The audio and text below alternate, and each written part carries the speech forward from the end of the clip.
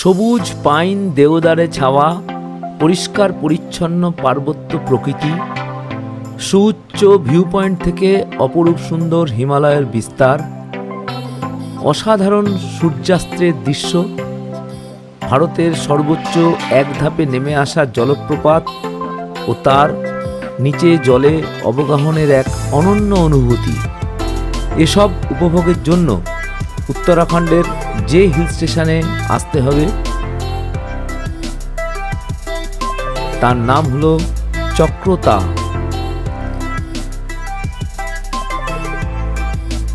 উত্তরাখণ্ডের একটা নামকরা হিল স্টেশন, এটা হচ্ছে একটা ক্যান্টনমেন্ট হিল স্টেশন।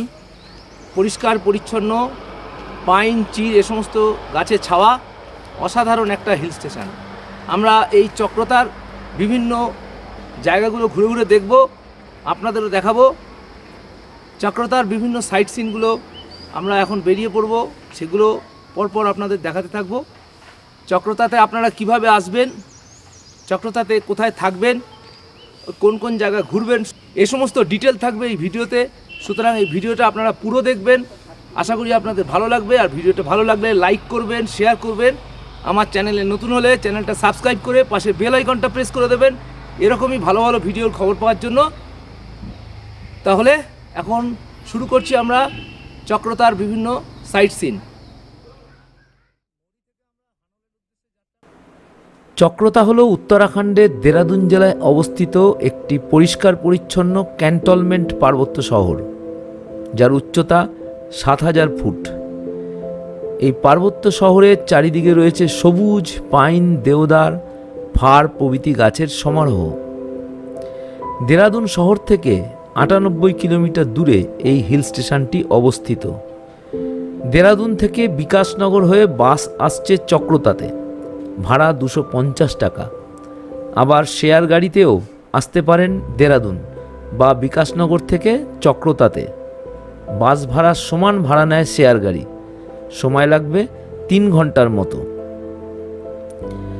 যদিও আমরা হারকিদুন ট্রেক করে উত্তরাখণ্ডের পঞ্চম ধাম হানল দেখে হানল থেকে টিউনি শহর হয়ে অর্থাৎ দেরাদুনের ঠিক উল্টো দিক দিয়ে চলে এলাম চক্রতাতে।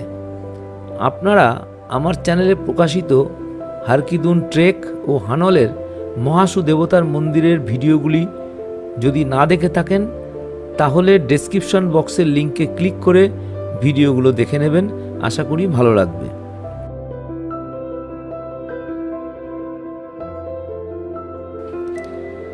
এটা হলো চক্রতা বাস স্ট্যান্ড। ওপরে সিঁড়ি উঠে গেছে চক্রতা বাজারে। ওখানে রয়েছে পুলিশ স্টেশন, কোর্ট ও অনেক থাকবার জন্য হোমস্টে ও হোটেল। বাঁ দিকের রাস্তা চলে গেছে মুসৌরি, আর ডান দিকের সোজা রাস্তা চলে গেছে বিকাশনগর হয়ে দেরাদুন।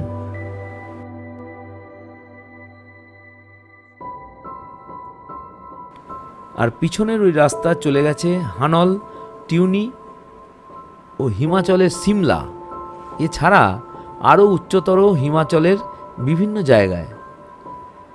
চক্রতা থেকে সিমলার দূরত্ব ২১১ কিলোমিটার। বাস স্ট্যান্ডের কাছে ছোটোখাটো বাজারও রয়েছে, দোকান রয়েছে খাওয়ার অনেক। এখানে পরপর গাড়ি স্ট্যান্ড রয়েছে। এখান থেকে রিজার্ভ গাড়িও পেতে পারেন অথবা শেয়ার গাড়ি পাওয়া যাবে বিভিন্ন জায়গায় যাওয়ার জন্য। পাহাড়ের ওপরের দিকে যেতে পারেন, আবার নিচের দিকে দেরাদুন, বিকাশনগর এসব জায়গায় যাওয়া যেতে পারে।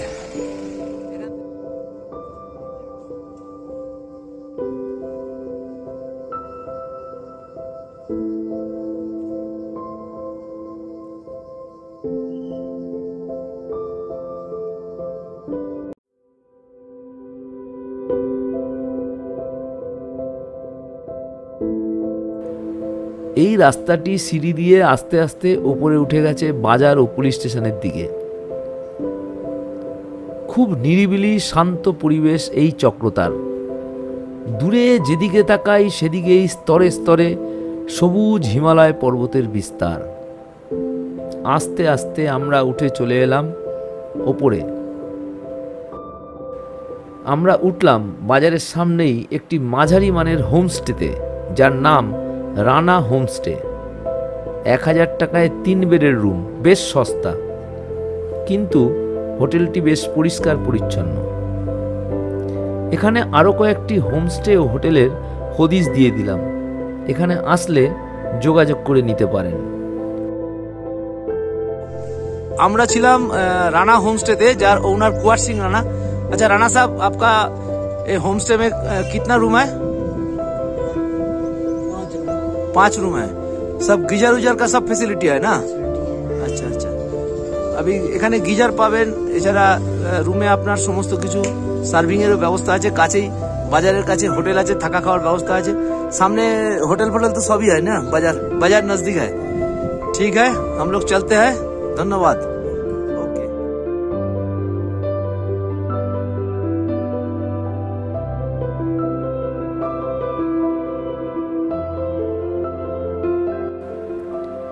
আমরা একদিন এখানে থাকবো, তাই তাড়াতাড়ি লাঞ্চটা সেরে নিয়ে 2000 টাকার চুক্তিতে একটা গাড়ি ভাড়া করে নিলাম সাইট সিন ঘোরবার জন্য। গাড়ি দাঁড়াবে বাজারের অপর প্রান্তে, বাজারের ভিতর গাড়ি চলাচল নিষিদ্ধ। বাজারের মধ্যে দিয়ে আস্তে আস্তে এগিয়ে চললাম। ওপর দিয়ে একটা বাজারের মধ্যে রাস্তা আছে, আর নিচ দিয়ে একটা রাস্তা রয়েছে। ছোটোখাটো বাজার, তবে সব রকমেরই দোকানপাট রয়েছে। রেস্টুরেন্ট, জামা কাপড়ের দোকান, চা স্ন্যাক্সের দোকান, নিত্য প্রয়োজনীয় জিনিসের দোকান, সব ধরনের জিনিস পাওয়া যায় এই বাজারে। দিল্লি, হরিয়ানা, হিমাচলের প্রচুর ট্যুরিস্ট উইকেন্ড কাটাতে আসেন এই চক্রতাতে। আমরা এপ্রিল মাসে এসেছি, এই সময় রাতে এবং ভোরের দিকে ঠান্ডাটা বেশি থাকে, তবে বেলায় সূর্যের তাপ বাড়ার সঙ্গে সঙ্গে ঠান্ডাটা অনেক কমে যায়। আমরা সাইট সিনের জন্য একটা গাড়ি ঠিক করে নিলাম চক্রতা থেকে। তো আমরা যে সাইট সিনগুলো যাব একটু আমাদের ड्राइवर কাছ থেকে শুনে নিই, राजेश ভাইয়ের কাছ থেকে। राजेश भाई थोड़ा बोलिए तो कौन कौन जगह हम घूमना है अभी? Tiger fall, Ramtal garden, Jhilmili top, ये 3 स्पॉट हम आज घूमेगा। तो ये 3টে জায়গা আমরা যাব। তো এই রাজেশ ভাইয়ের নাম্বারটা আমি দিয়ে দেবো আমার ডেসক্রিপশন বক্সে। আপনারা চক্রতা ঘুরতে আসলে এর সঙ্গে যাবেন, খুব ভালো করে ঘুরিয়ে দেবে। তো আমরা প্রথমে ফার্স্ট জায়গা हम टाइगर फॉल्स। ফার্স্ট কিদার জায়গা? টাইগার ফলস জায়গা। তো ফার্স্ট আমরা যাচ্ছি টাইগার ফলস, একটা জলপ্রপাত, এখানকার নাম করা স্পট। এখান থেকে 18 কিলোমিটার দূরে। দেখি আমরা ফলসটা কেমন হয়। টাইগার ফলসের রাস্তাটা খুবই খারাপ। এখানে কেবলমাত্র এই বোলেরো, মহেন্দ্র কোম্পানির যে গাড়িগুলো এগুলোই চলে। মারুতির বা অন্যান্য কোম্পানির যে শৌখিন গাড়িগুলো কিন্তু এই রাস্তায় চলবে না। খুব টাফ গাড়ি না হলে এই রাস্তায় কিন্তু যাওয়া যাবে না। দেখতেই পাচ্ছেন রাস্তার কন্ডিশন কি। আমরা যে রাস্তায় আসছি টাইগার ফলস, এই রাস্তাটা একটু শর্টকাট রাস্তা, কারণ আমাদের হাতে একটু কম সময় আছে, আমরা দেরিতে শুরু করেছি। অরিজিনাল টাইগার ফলসের যে ভালো রাস্তাটা ওপর দিয়ে, সেটা প্রায় 20 কিলোমিটার রাস্তা। এই রাস্তাটা শর্টকাট, 10 কিলোমিটারের মধ্যে আমরা টাইগার ফলসে পৌঁছে যাবো। এই জন্য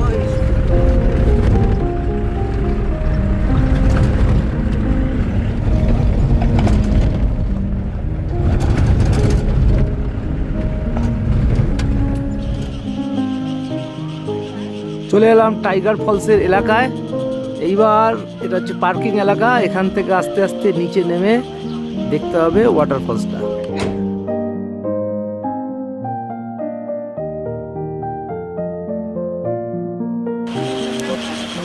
হচ্ছে টাইগার ফলসের রাস্তা। এইবারে টাইগার ফলসের জলটাই এইখান থেকে বেরিয়ে চলে যাচ্ছে। এবার আস্তে আস্তে আমরা যাব ফলসের দিকে। আস্তে আস্তে এই রাস্তা দিয়ে নেমে ওই ব্রিজ পেরিয়ে যেতে হবে ওয়াটারফলসের কাছে।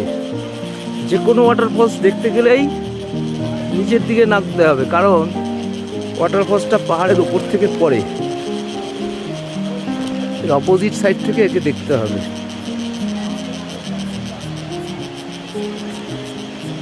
সিঁড়ির রাস্তা দিয়ে দিয়ে নিচে নামতে হবে। বয়স্কদের পক্ষে একটু অসুবিধা নামা। ফলসের দরজায় রয়েছে বিভিন্ন রেস্টুরেন্ট, এখানে খাওয়া দাওয়ার ব্যবস্থা রয়েছে।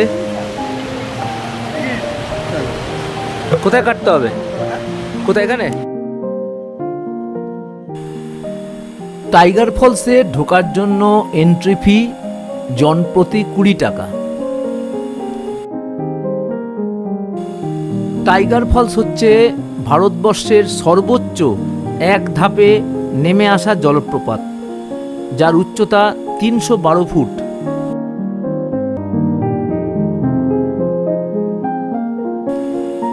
যে জলপ্রপাতের জল 312 ফুট উপর থেকে সরাসরি নিচে পড়ছে, তৈরি হচ্ছে একটি পুকুর বা জলাশয়, যেখানে এসে সকলে মিলে স্নান করার একটা দারুণ মজা নেওয়া যেতে পারে।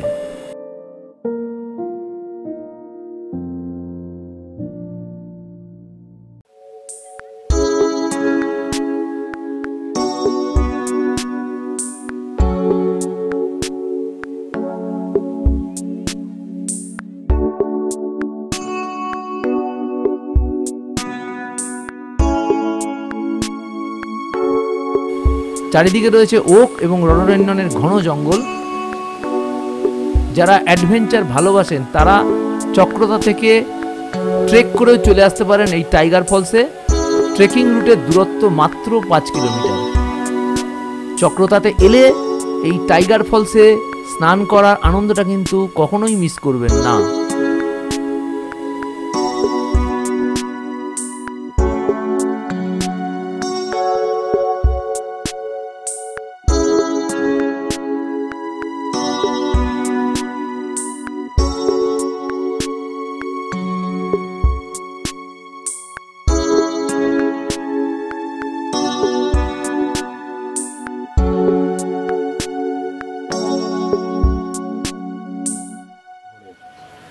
এটা হচ্ছে জলের স্পিডে এই চাকি ঘোরানো হয়, তার থেকে গমের জোয়ার, রাগি, বাজরার আটা পেশা হয়।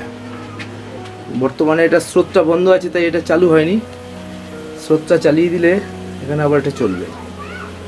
এই চাকিটা ঘুরবে আর ওপর থেকে এইখান থেকে গম দিতে হবে, গম, জোয়ার, বাজরা এইসব দিতে হবে, আর নিচে এখানে আটা হয়ে বেরিয়ে আসবে। এখান থেকে জলটাকে আটকে রেখে দেওয়া হয়, তারপরে এই মুখটা দিয়ে এই জলটাকে আটকে রেখে ছেড়ে দেওয়া হয়। ছেড়ে দিয়ে ওই ভেতরে পাঠিয়ে দেওয়া। এই ঘরটা আমরা এইমাত্র দেখলাম যে চাক্কিটা তৈরি করা আছে, সেই চাক্কিটার উপর সেই জলের চাপটা পড়ে আর চাক্কিটা ঘোরে। এটাকে ঘারাট বলে, লোকাল ভাষায় বলা হয় ঘারাট। টাইগার ফলস দেখার পর এবার আমরা চলেছি রামতাল হর্টিকালচার সেন্টার দেখতে। চক্রতা থেকে যেদিকে টাইগার ফলস, ঠিক তার উল্টো দিকে হচ্ছে রামতাল গার্ডেন। তাই টাইগার ফলস দেখে 18 কিলোমিটার ফিরে আবার চক্রতাতে চলে এলাম। আবার যেতে হবে 12 কিলোমিটার রামতাল গার্ডেন। আমরা এখন চলেছি চক্রতা ক্যান্টনমেন্টের মধ্যে দিয়ে। খুব পরিষ্কার পরিচ্ছন্ন এই ক্যান্টনমেন্ট এলাকা, অসাধারণ সিনিক বিউটি এই এলাকাটির।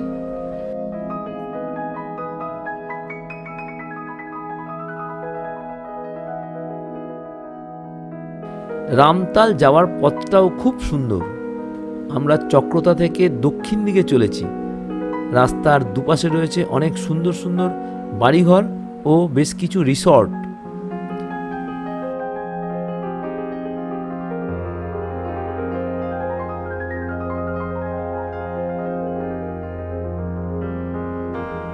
মোটামুটি 1 ঘন্টা ড্রাইভ করে আমরা পৌঁছে গেলাম রামতাল এলাকায়। তবে দুর্ভাগ্যবশত এই গার্ডেনটি বন্ধ, ভিতরে ঢুকতে পারলাম না। এই গার্ডেনের ভিতরে রয়েছে বেশ কিছু ধরনের ফলের গাছ। চলে আসলাম রামতাল গার্ডেনে।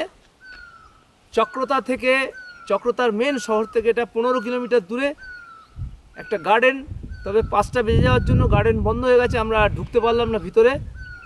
বাইরে থেকে রামতাল গার্ডেনের কিছু ফ্লাওয়ার আপনাকে দেখিয়ে দিচ্ছি। ভিতরে কিছু অর্কিড গার্ডেন ছিল, সেটাও দেখাতে পারলাম না। এখানে একটা তাল রয়েছে, সেই তালে অবশ্য জল নেই, তো বাইরের চারিপাশের পরিবেশটা একটু আপনাদেরকে দেখিয়ে দিচ্ছি।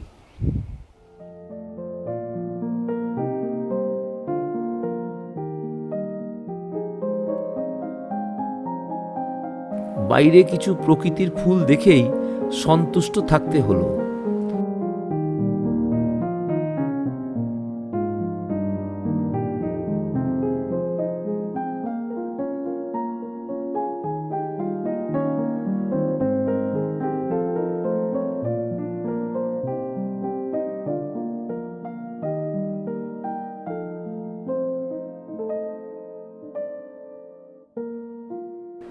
তবে সামনের বিস্তীর্ণ প্রান্তর আর হিমালয়ের বিস্তার কিন্তু আমাদের নিরাশ করল না।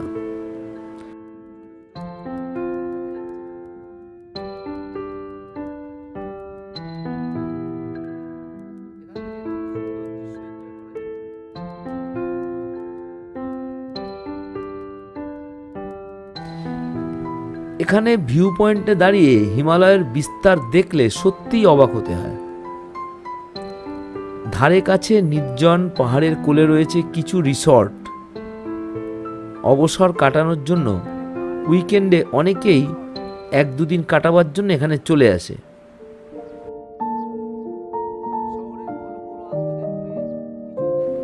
এখানকার বিশুদ্ধ প্রাকৃতিক পরিবেশ খুবই সুন্দর।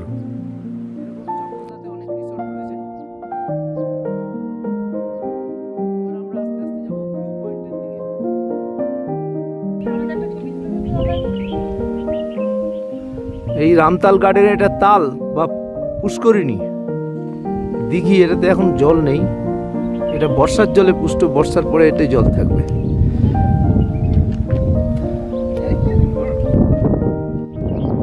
রামতালের সামনে রয়েছে একটা বড় অডিটোরিয়াম, এখানে মেলা বসে, অডিটোরিয়ামে নানা রকম অনুষ্ঠান হয়। কিছুদিনের মধ্যে এখানে মে মাসের 3-4 তারিখ থেকে মেলা শুরু হবে। রামতাল গার্ডেন দেখে এবারে চললাম চিলমিরি বা চিরিমিরি ভিউ পয়েন্ট দেখতে। রামতাল গার্ডেন থেকে এই ভিউ পয়েন্টের দূরত্ব 8 কিলোমিটার। এটা হচ্ছে সানসেট সানরাইজ পয়েন্টের মেন এন্ট্রি এরিয়া। আমরা চলে এলাম, অনেক গাড়ি জমা হয়েছে, আজকে সানডে আছে, প্রচুর গাড়ি জমা হয়ে গেছে। ওখান থেকে আবার চলে এলাম আমরা চক্রতার সাইট সিন দেখতে দেখতে একেবারে শেষ পয়েন্টে, 3 নম্বর পয়েন্ট, সেটা হচ্ছে চিরিমিরি সানসেট পয়েন্ট। নিচে যেখানে দেখিয়েছিলাম গাড়ি দাঁড়িয়ে আছে, সেখান থেকে বেশ কিছুটা হেঁটে উঠতে হবে এই চিরিমিরি সানসেট পয়েন্টে। তো এখন 6টা বাজে, সানসেট হবে 6:55, অতক্ষণ দাঁড়িয়ে থাকা সম্ভব নয়। তো এই জায়গাটা আমরা একটু ঘুরে দেখে চলে যাব। আমাদের হোটেলের কাছে কোনো একটা জায়গা থেকে সানসেটটা দেখার চেষ্টা করব।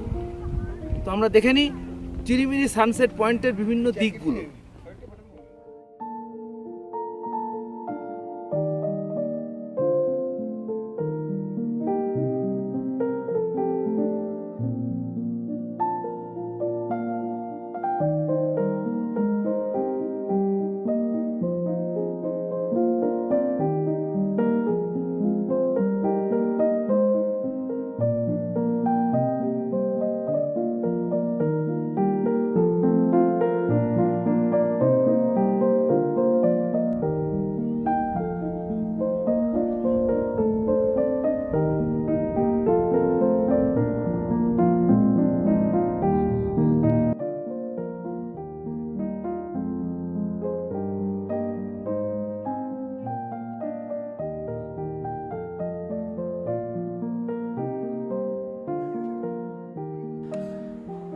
সূর্যাস্তের জন্য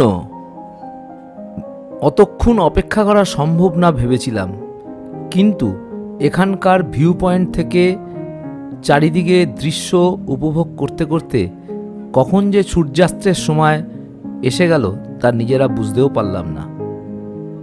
দাঁড়িয়ে দাঁড়িয়ে উপভোগ করতে লাগলাম অসাধারণ সূর্যাস্তের দৃশ্য। পশ্চিম আকাশ একেবারে আবির রাঙা হয়ে উঠল। এখান থেকে 180 ডিগ্রি পাহাড়ের রেঞ্জ দেখতে পাওয়া যায়। সত্যি এই দৃশ্য দেখে আমরা হতবাক হয়ে গেলাম।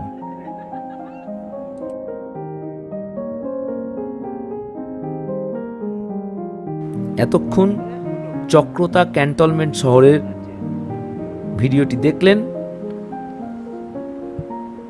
আজকের মতো এই ভিডিওটি শেষ করছি। আবার দেখা হবে এরকমই অন্য কোনো ট্রাভেল ভিডিও নিয়ে। আপনারা সুস্থ থাকবেন, ভালো থাকবেন, আমার চ্যানেল দেখতে থাকুন। ধন্যবাদ।